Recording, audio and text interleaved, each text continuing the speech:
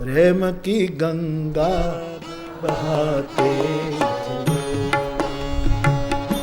ज्योत से ज्योत जगाते चलो। अब ज्योत से ज्योत जगाते चलो, प्रेम की गंगा बहाते चलो, प्रेम की गंगा बहाते चलो। और शरीर में रोग है ना तो रोग मत मानना, शंकर का भूत प्रेत तुम्हारे शरीर में। रोग शंकर के गण है, ऐसा मुझे एक बार परम तपस्वी ऋषि कृष्ण शंकर दादा ने कहा था। उस वे कहा पालनपुर की कथा, पालनपुर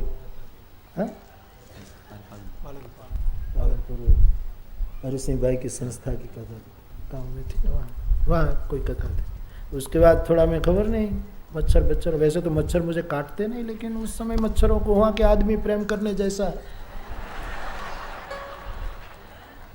रोज काटे। और फिर जो होना हुआ, भयंकर बुखार चढ़ा भाई, बहुत बुखार हुआ। रात को बुखार, फिर कथा। उस समय तो 2 बार कथा थी, 2 बार कथा करने आयोजकों ने तो कहीं नहीं,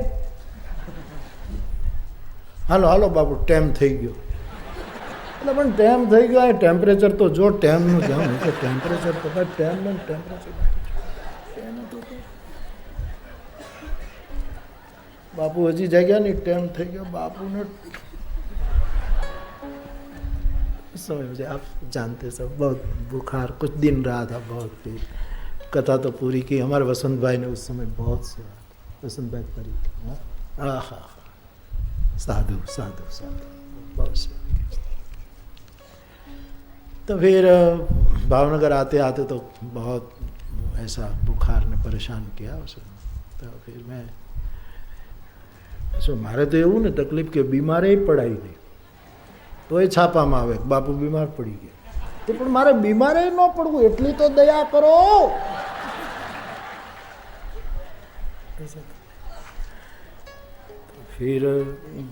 फिर हुआ कि भाई यहाँ रहेंगे तो फिर बहुत लोग आते जाएंगे, क्या हो गया। फिर मैं सेंजल चला गया कि भाई 2-4 दिन आराम करे तो ठीक हो जाएगा। तो कृष्ण शंकर दादा को खबर मिली तो दौड़ते आए राजकोट से, दूसरे ही दिन आए। अरे मैंने कहा दादाजी आपने ऐसे सामान्य बुखार है और क्या है, कभी नहीं आया तो कभी तो आए, अनुभव तो सब करना चाहिए। तो वो मुझे समझा रहे थे, बाबू ये बुखार है ना, वो शंकर के सब गण है। इतना सुंदर समझा रहे थे कि ये सब शंकर भगवान के गण है। तो आप शंकर की कथा कहते हैं ना, तो गण आपको मिलने आया। तो मैंने कहा अब कोई बात नहीं, गण आए और मेरे साथ चाय पिए। बाप क्यों इतना टेंशन रखते हो? स्वभाव है उनका। बेटा चिल्लाए तुम्हारे सामने तो क्यों टेंशन करते हो? नहीं चिल्लाना चाहिए बेटे को, लेकिन चिल्लाए तो सोचो स्वभाव। बाप 2 शब्द बोल दे तो क्यों निराश हो जाते हो? स्वभाव। सास कुछ बोल दे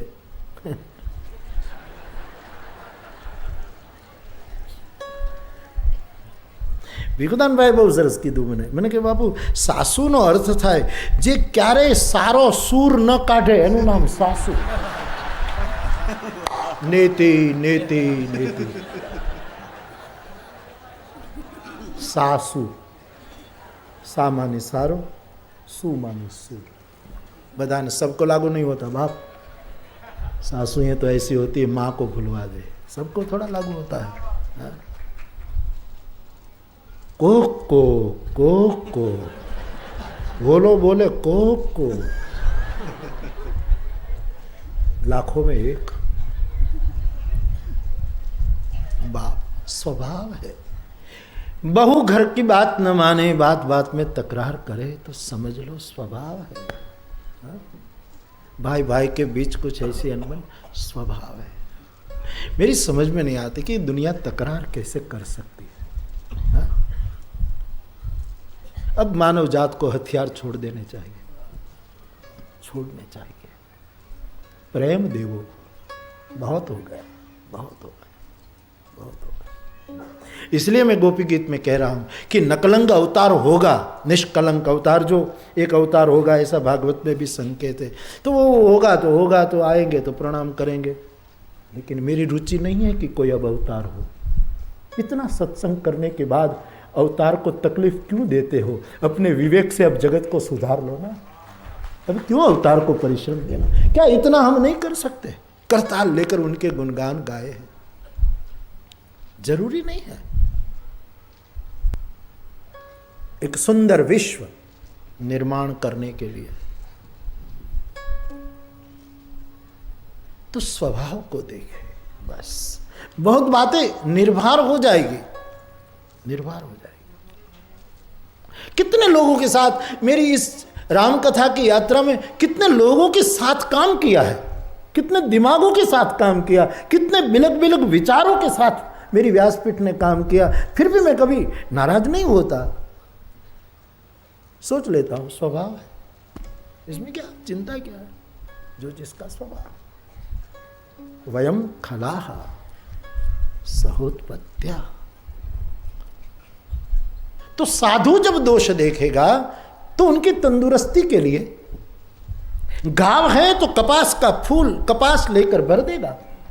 जो सही दुख पर छिद्र कपास खोजने जाएगा, जरा जलाएगा, थोड़ा औषधि युक्त करेगा और घाव को भर देगा। जो सही दुख, लेकिन पर छिद्र दुरावा। लेकिन परम साधु वो है, वो कहीं दोष देख ही नहीं सकते, दोष ही नहीं, स्वभाव है, जो है बस। हमें आए जो दीन दुखी, राह में आए जो दीन दुखी, सबको गले से लगाते चलो, प्रेम की गंगा बहाते चलो।